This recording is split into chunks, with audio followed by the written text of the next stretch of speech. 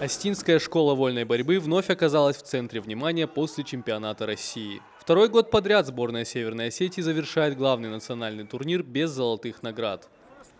4 серебряные и 6 бронзовых медалей. Результат, который для многих регионов стал бы успехом. Но в Осетии, где борьба давно стала частью национальной культуры и предметом особой гордости, такие итоги воспринимаются иначе. Серебряными призерами чемпионата России стали Заурбек Сидаков, Артур Найфонов, Азамат Хадзарагов и Алан Хугаев. Бронзовые награды завоевали Тунджай Вердиев, Чермен Тавитов, Али Хадарцев, Руслан Черткоев, Владислав Валиев и Георгий Бязров. Я думаю, что итог, все это видели. Золотых медалей нету, значит, мы выступили неудачно. Я думаю, что, наверное, все-таки очень большое значение имели вот именно ребята, вот лидеры команды, да. Это и Давид, и Заур, и Артур, вот, последовательность, да, вот, по весовым категориям их вычислил. Вот чуть-чуть у них не сложилось, и, наверное, больше вот для болельщиков Остинской школы вот это как бы сильно их. Даже вот когда матчевые встречи были, да, если бы вот эти 3 человека выиграли, наверное, мы так болезненно не воспринимали, потому что они лидеры сборной. И, я думаю, что чуть-чуть не сложилось. Здесь проблема была не в том, что мы прошли 3 этапа. Я еще раз повторяю, спасибо и министерству, что руководству республики, что пошли навстречу. Конечно, там есть моменты какие-то, которые очень сильно влияют на подготовку. Но я думаю, что это все исправят. Несмотря на неудачу, в сборной смотрят в будущее с оптимизмом. Главной целью остается подготовка к Олимпийским играм.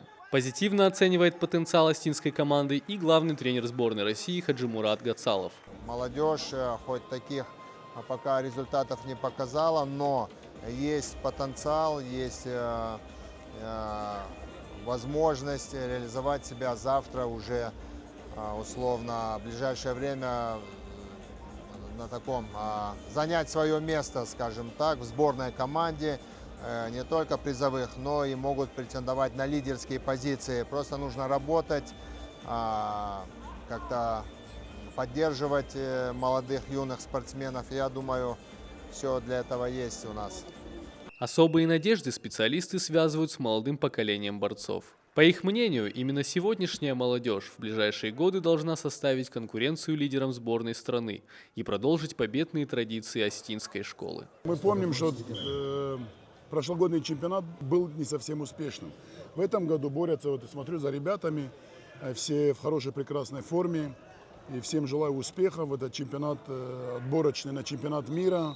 Это, можно сказать, за 2 года перед Олимпийскими играми. И уже сейчас потихоньку к Олимпийским играм будет формироваться команда сборной России. Поэтому каждый турнир, каждый чемпионат России – это очень важный этап и важный старт. И к этим соревнованиям нужно подходить серьезно для того, чтобы подготовиться на Олимпийские игры. Чемпионат России завершен. Без золотых медалей, но с важными уроками и новыми задачами. А история остинской борьбы уже не раз доказывала. Даже после самых сложных турниров приходят новые победы. Алина Базаева, Георгий Гагиев, Казбек Танделов, Давид Костанов, 15-й регион.